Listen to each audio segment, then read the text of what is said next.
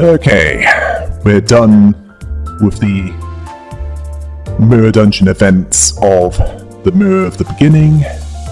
Now for the Mirror Dungeon events that appeared first in the Mirror of Mirrors, the second Mirror Dungeon.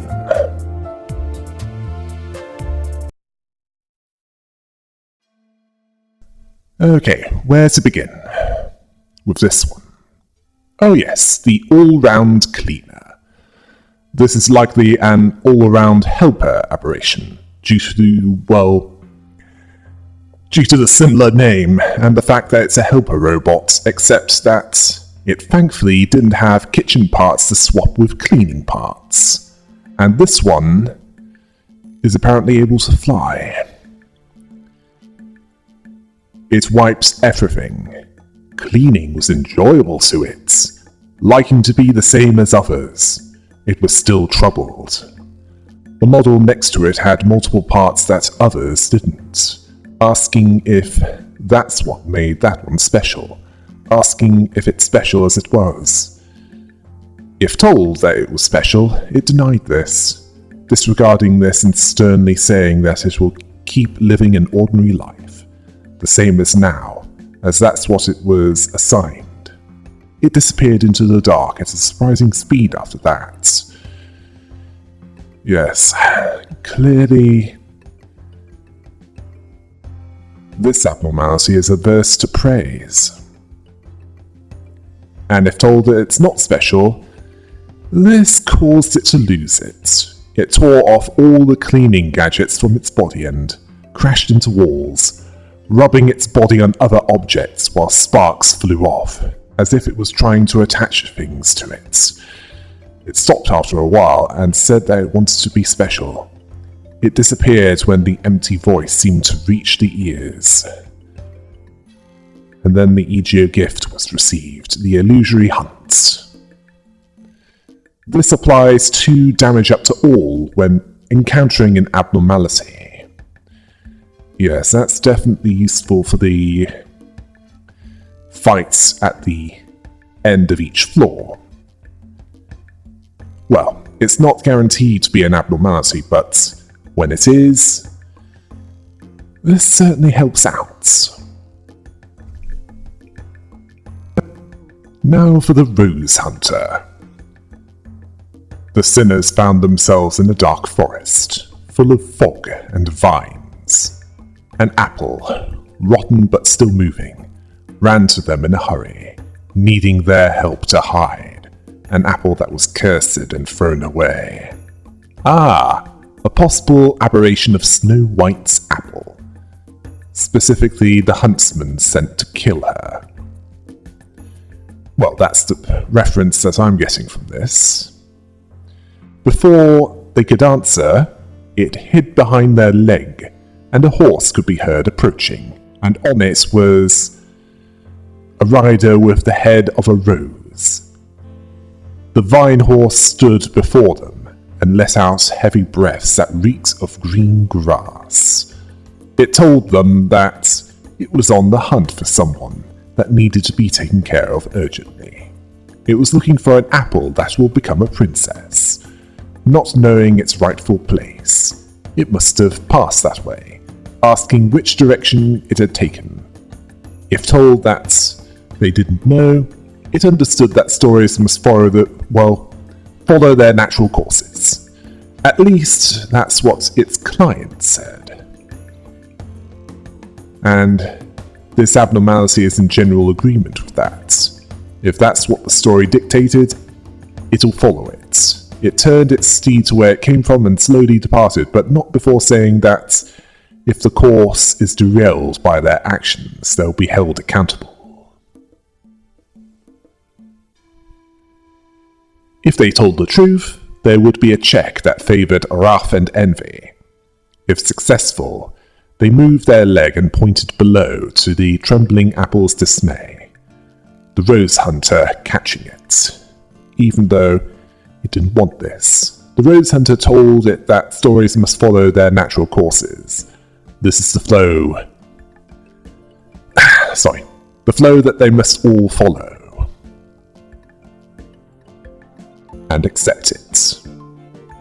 It picks up the apple and put it back on the horse. It then threw the Egeo gift to them. Not the most flattering, but it's a reward for helping the Rose Hunter. If the check failed, the Rose Hunter believed that they were hiding it. Not believing their denial, telling them to get lost, lashing at them viciously with a thorny snare. And with this thorny snare, they managed to capture the rotten apple, although not before the chosen sinner had to dodge away from the onslaught. Telling the apple to accept the natural course, it then ran off in the other direction. And the chosen lost 25 HP and SP. As for the Egeo gift, that's the barbed snare. At the start of the turn, Rupture was inflicted on all enemies equal to their current speed values. When activating Lust Absolute Resonance, free Rupture is inflicted, with a free Rupture count on a random enemy at the start of the combat phase. Okay, if you're going to use this one, I would advise against using anything that has bind on it, because that would decrease the rupture that would be inflicted on each of the enemy. In fact, it would also be good to have either those that can inflict rupture naturally, which would help them, such as the 7 association identities, or those that have decent envy attacks, such as Rabbit Heathcliff and Lou Association Ishmael. Let's move on to the Forsaken Employee. Now this is a possible aberration of the Forsaken Murderer. In the case of that one, that was a dangerous prisoner who had a head that turned to steel, as if he was a knockoff version of Colossus, and attacked with his head, as if he was listening to heavy metal. While in this case, the Forsaken Employee had a box of enkephalin on its head, and that can result in hallucinations. Well, it would if it was human. It's not anymore. In what appeared to be a branch facility of Lobotomy Corporation, could be heard the sound of plastic crashing, accompanied by the sloshing of liquid. This used to be an employee, based on the now worn formal outfit and the employee card, although the card was battered and contaminated, so it couldn't be recognized who that was. Although it was wearing a box of enkephalin on the head, which was being rammed into what appeared to be the door of a containment unit, with an O-ring around the neck, likely to prevent the enkephalin from spilling. If the rubber ring wasn't cut, it continued with the ramming into the door and the sloshing. It had a rhythm. Perhaps it delighted in finding this. If the ring was cut, a check was made that favoured gloom and envy. If successful, the O-ring snapped easily, weakened by age, the enkephalin pouring out of the box. Its face was bloated and drenched with the substance through the glass window in the box. No longer human. A hand stretched out in sympathy was reached out to it. And then it told them to put it away. This was the only choice it had to survive. They were buried there with no hope of rescue. They've been abandoned. Then they shoved their heads into enkephalin so that they could endure the time. This explanation was filled with resentment, asking why they were trying to save them after all that time. It wanted nothing more than to dip its head into the green water right now. It was angered. It ran off with the empty box still on its head. All that remained was the employee card and the guilt of doing what shouldn't have been done.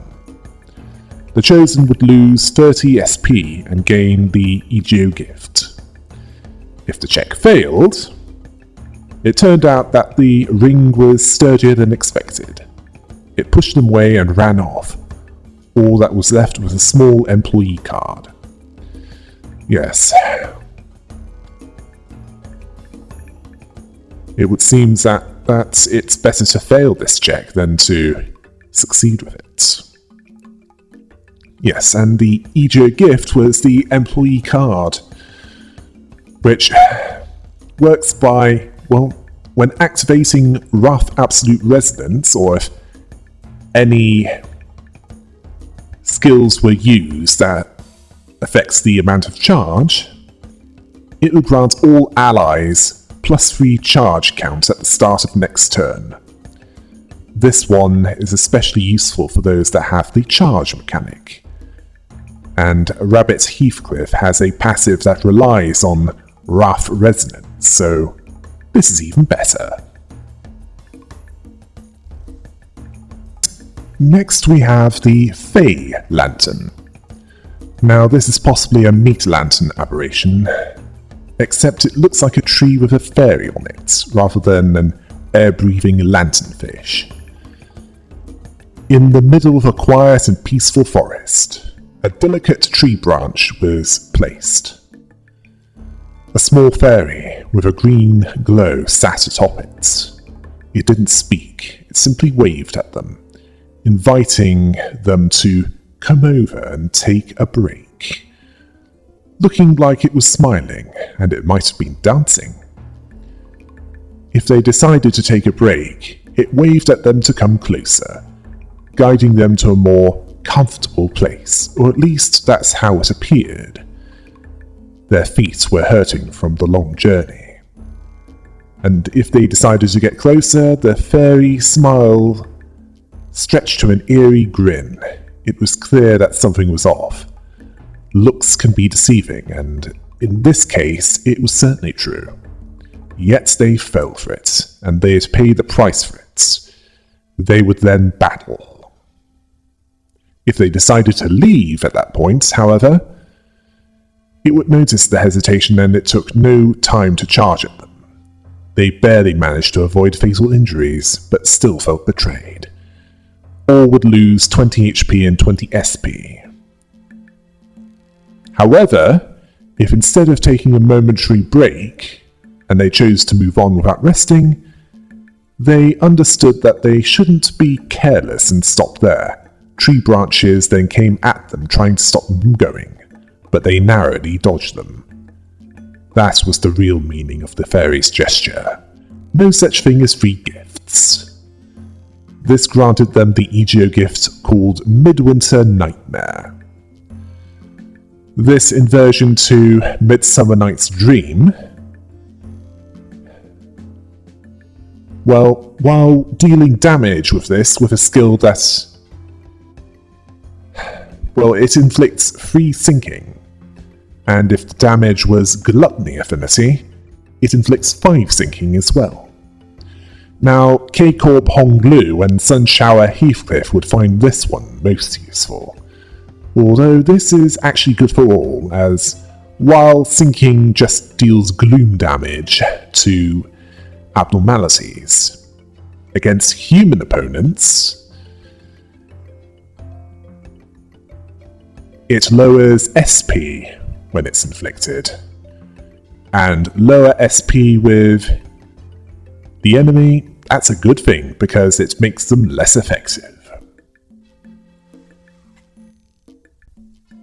Let's move on to the Centipede Apostle.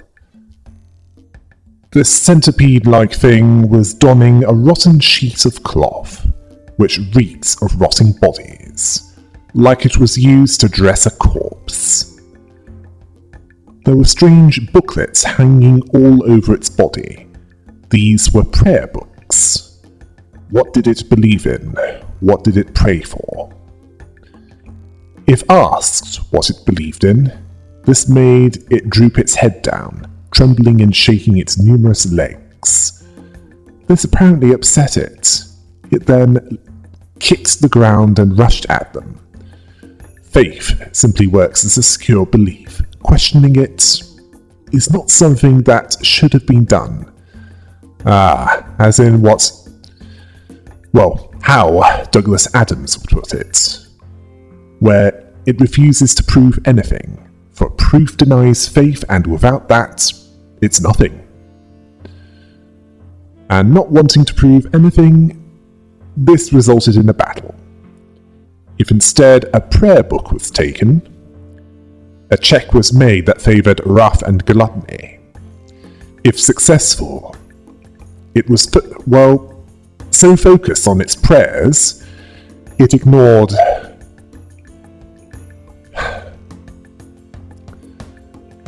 what they were doing, as they ignored its rotting stench. They managed to take a prayer book off its body. Yes, it was so deeply immersed in prayer that it didn't notice them approach, or take the book this at all. Yes, its faith was too deep for prayer books to hold any meaning. Its beliefs and doctrines are firmly rooted in its mind and heart, and they gained its ego gift.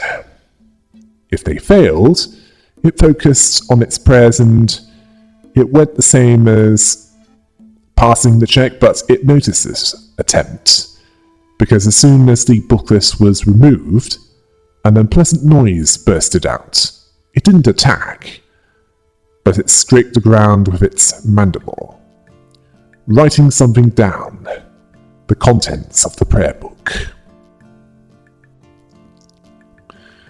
And nothing really happened. As for the ego gift, that's red order, where whenever sinking is inflicted on enemies with skills, 1 defense up is gained to a maximum of 3, and if this skill is rough based, they have 2 defense level up instead, to the maximum of 4. Yes, this is good for identities like K-Corp Honglu. And also, let's see, rough based. Now, that's certainly useful for Rabbit Heathcliff and, well, at least most of the Lou Association identities.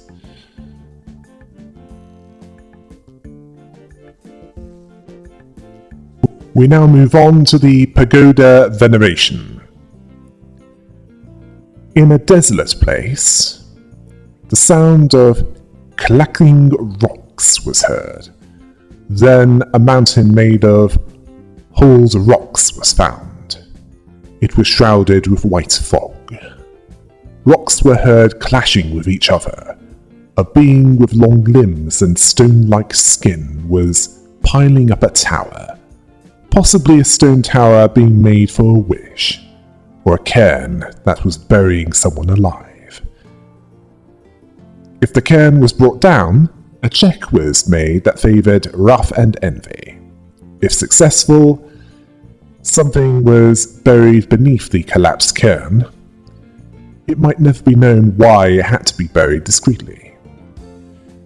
70 cost was gained from this, and if it failed, as the rocks collapsed in such a short time, the sinners attempted to avoid them to no avail, being pressed under their weight.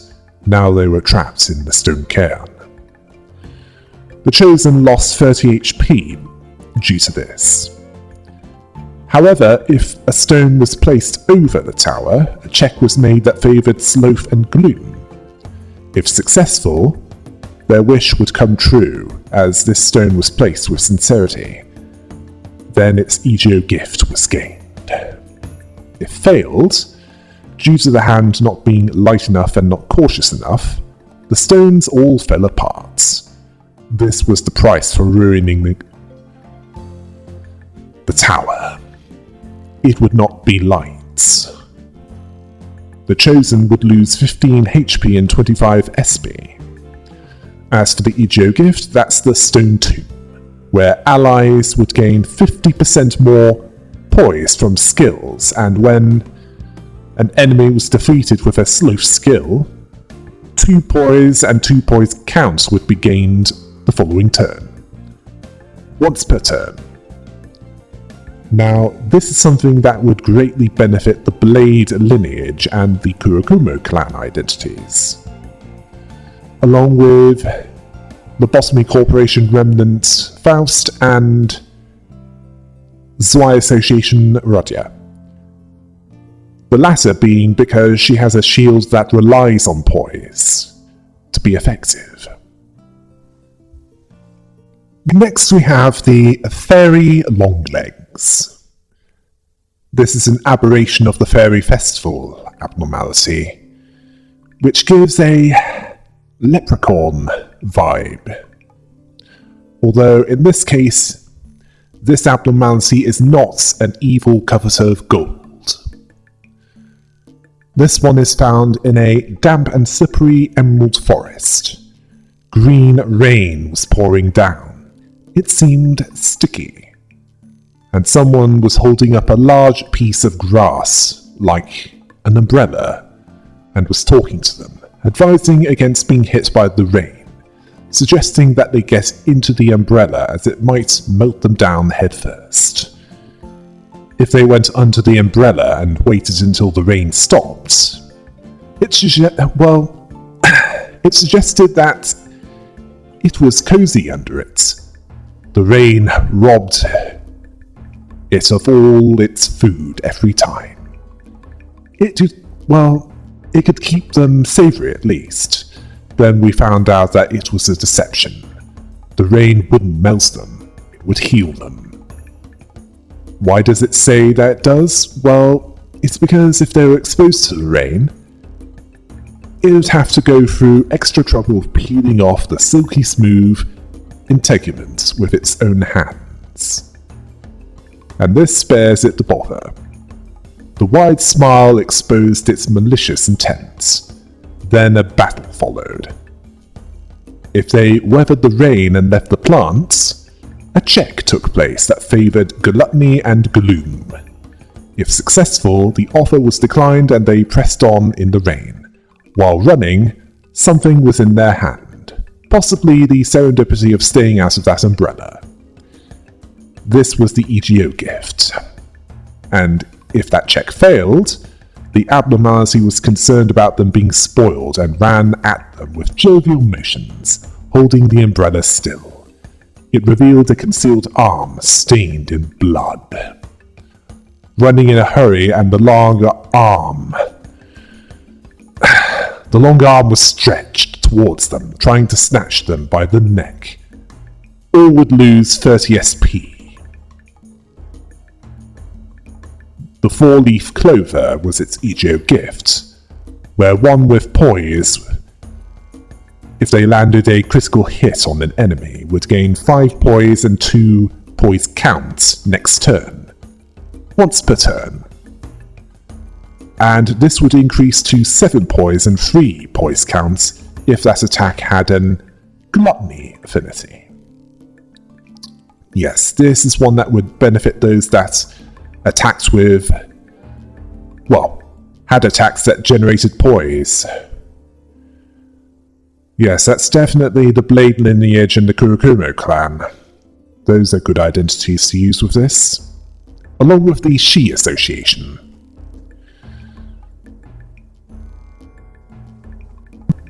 Now let's talk about the dimensional oxidation variants. This is likely an aberration of the dimensional refraction variant abnormality, where there's no killing it, and any attack to suppress it would kill those it passes through. Well, this is if they attempted to suppress it with weapons. It would return to its containment unit on its own. However, in the case of this aberration, it was green and in an empty room that looked like it was made of cement or concrete.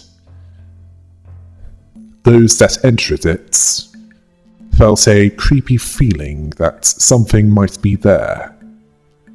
The others scoffed at this idea. There was a switch in the room. If deciding to leave without pressing the switch, they left the room, ignoring what was in there. Someone told them off, telling them that there really was nothing and they couldn't come up with a comeback, so they stayed quiet. If they hit the switch, the lights went out, and in the darkness, the sizzling green figure appeared. It was visible now, as it moved in opposition to light. It doesn't mean that it can see light either. It was a projection onto the mind. It can't and shouldn't be contained in spectrums of light. It was in a different dimension, so it can only be felt and seen through it. If they reached out to touch it, the sinner's hand was offered, or perhaps melted without melting down. The hand was lost, but a hand from the other dimension replaced it. All of them lost 25 HP and SP. However, if they left the room without reaching out to it, nothing happened to them as they left, but they found something on their neck.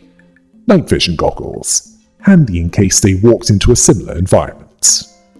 The night vision goggles were its EGO gift, where if any had 15 or more charge, they would lose 3 charge and gain 5 offense level at the start of the turn. For that turn.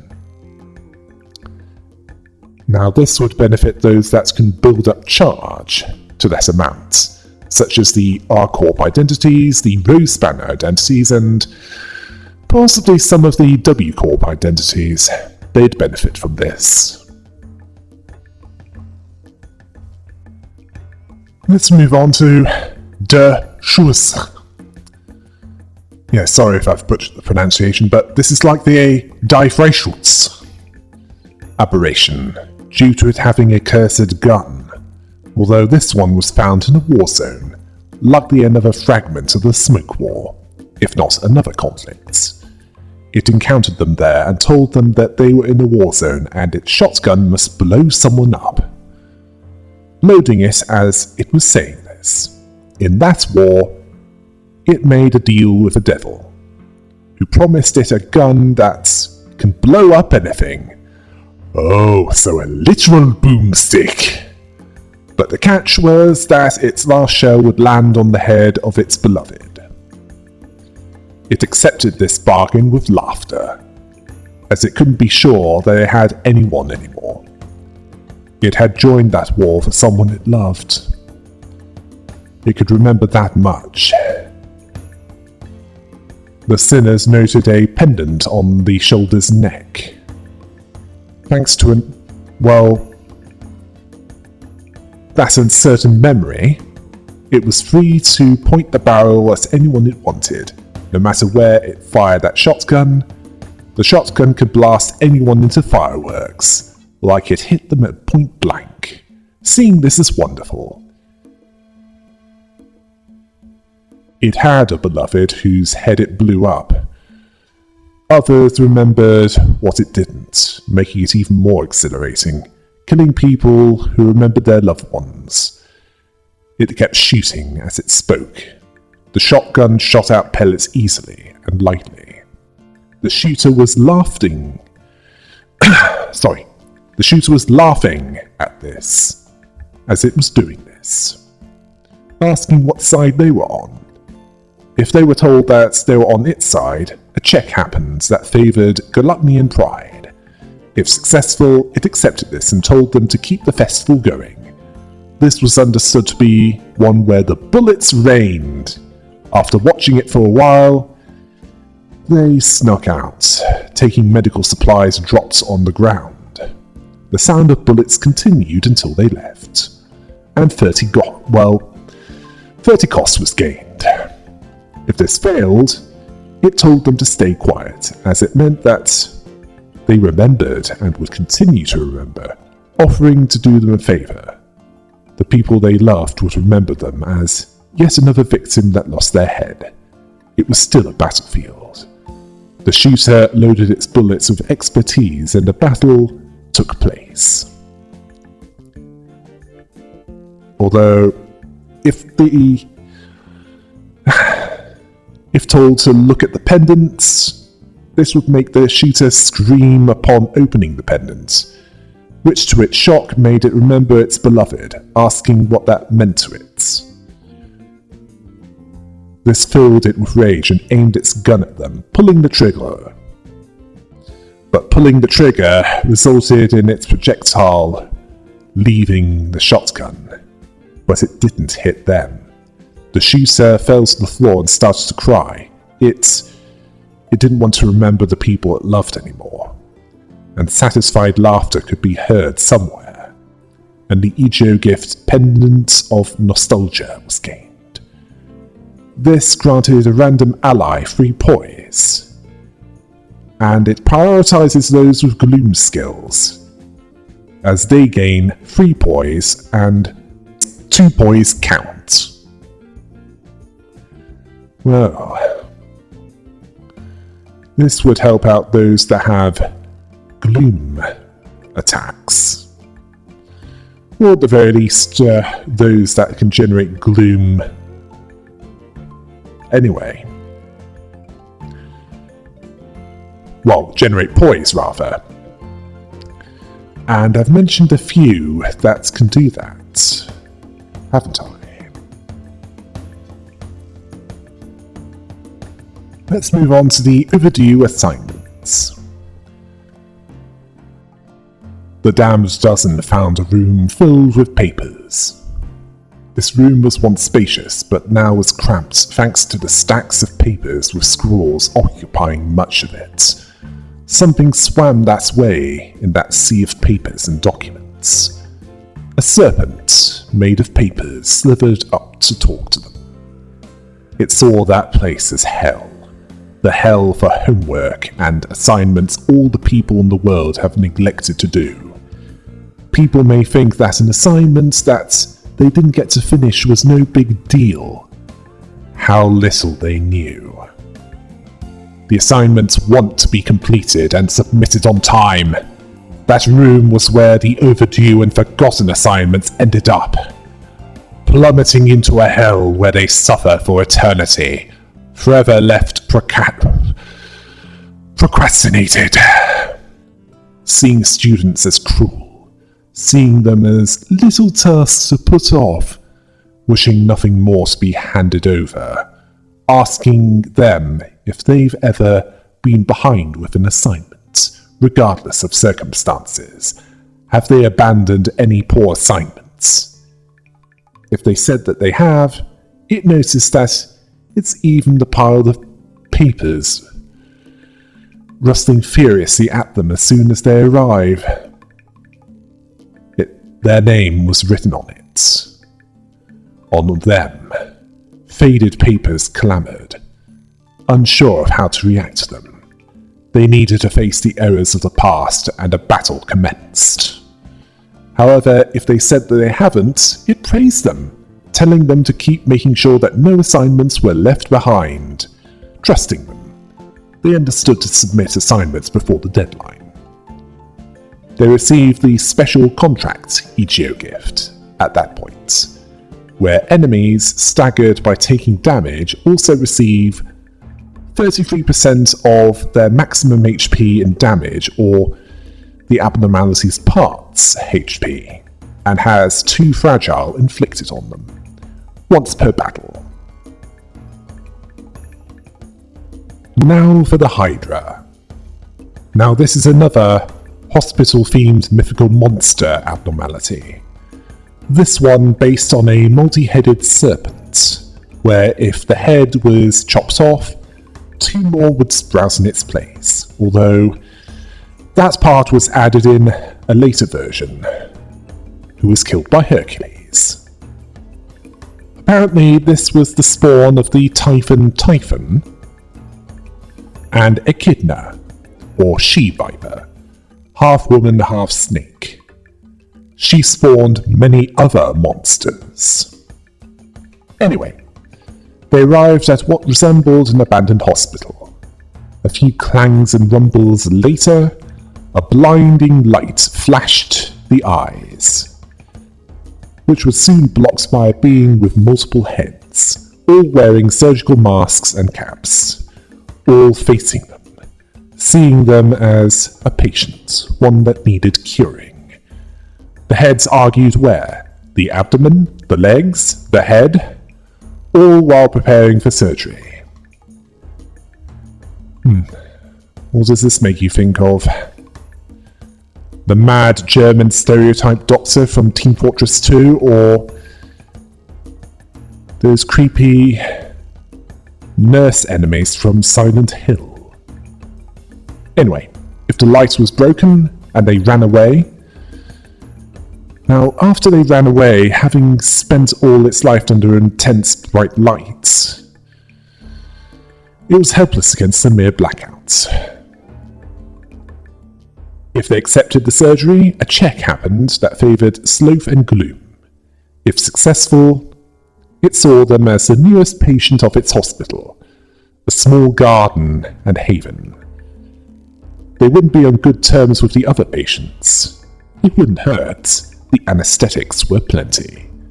They suffered many wounds on the way there, big and small. Whether it's the body or the mind, wounds would need to be treated in time. It allowed to develop into a scar. It would not go away for certain. The Chosen would heal 20 HP but lose 30 SP, along with gaining the EGO gift. If failed, it turned out that even the most skilled doctor can't turn every operation into a success. Yes, there's some failures with some operations, and it was natural for failure to be present even with multiple of them. Multiple heads, specifically. What can they do about it? They'd have to bear the pain and limp their way back, as they always had. The Chosen would lose 30 HP and SP. Either way, the EGO gift would be theirs, which is Painkiller! Yeah, it's also a song by Judas Priest. But it also heals staggered enemies by 12.5% of their maximum HP. Oh, sorry, did I say enemies? I meant allies. Yes, 12.5% of their maximum HP, not the enemy. It also grants allies free protection at the start of the turn.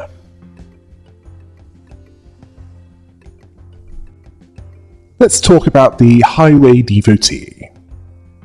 Now, the damn dozen encountered a split in the road. It was long and wide along one of these turns. Someone with a sign was at the entrance, telling them it's a one-way road with no U-turns, and that if they take it, it will take ages to come back.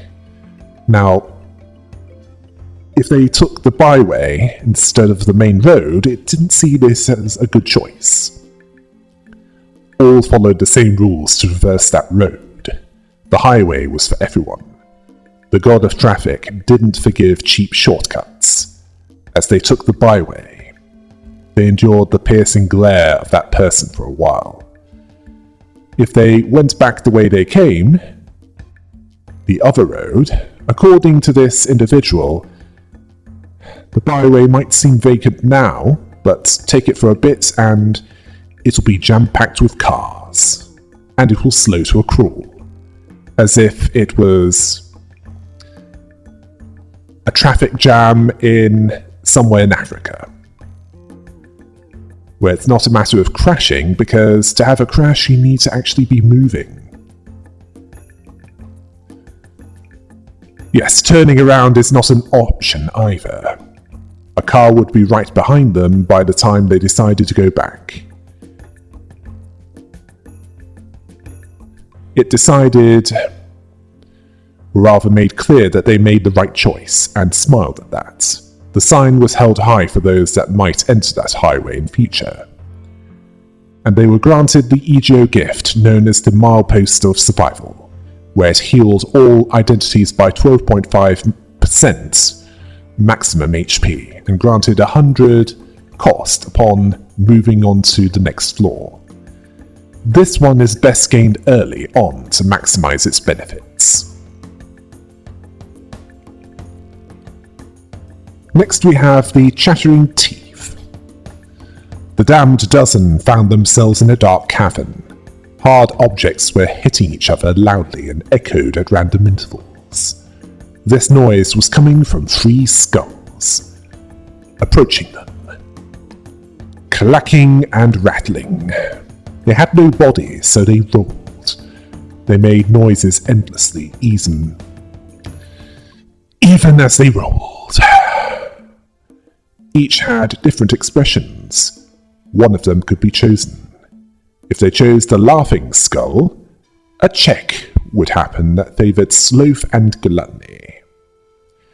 If successful, the Laughing Skull was lifted. It was elated for whatever reason. It chattered its teeth and wobbling on the hands. It made the body feel lighter. Looking around, they were feeling the same thing. When looking back, the skull disappeared before they could notice. All would be healed by 20 HP and 20 SP. If failed, it was lifted, and this made the skull's expression turn blank as soon as it was held. They moved the head closer to the skull, and the sinner wondered what might be the problem, and it bit them before disappearing. Those without gluttony or sloth were those to suffer 20 HP and 20 SP.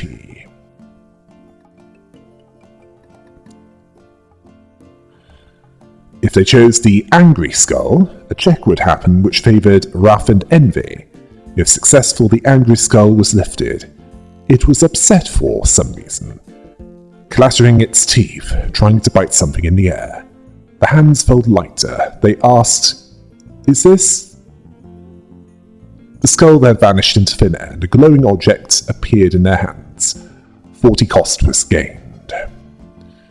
If they failed, the skull reacted in the same way as the Laughing Skull when the skull failed, but those without wrath or envy suffered 20 HP and 20 SP damage.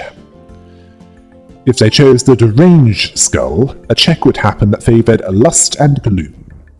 If successful, the skull with the bizarre expression was lifted. It appeared as if it was driven crazy. It rolled around and clattered its teeth without rhyme or reason to it, and just as they were unsure of what to do with it, their hands felt lighter. So they looked down and they found a tiny trinket, the EGO gift. If failed, it would react in the same way as the other two would, except that those without lust or gloom would suffer 20 HP and 20 SP damage. The EGO gift was the Gathering Skulls, where after defeating an enemy using Pride or Pierce, 2 Pierce power would be gained for 2 turns. Ooh, definitely one for Sunk Don Quixote, as she has both. As does Spicebush Yi Sang.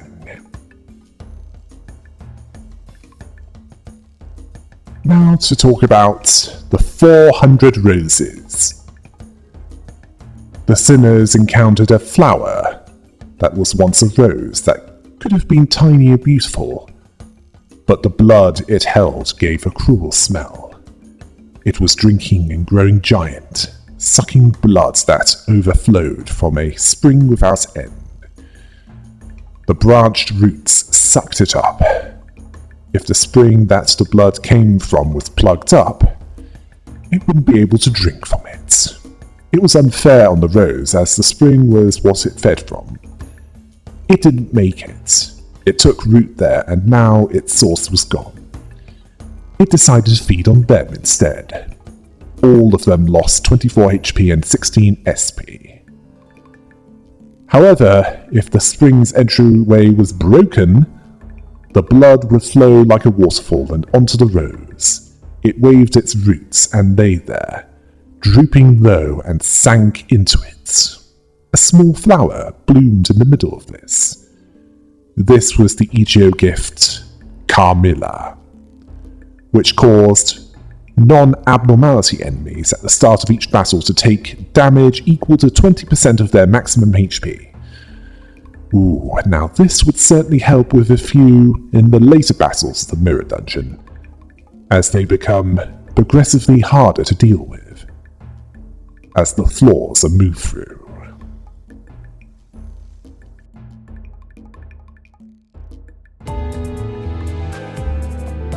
Well, that's the first lot for the second Mirror Dungeon. I shall continue in the next video. Until next time. Hail the rabbit!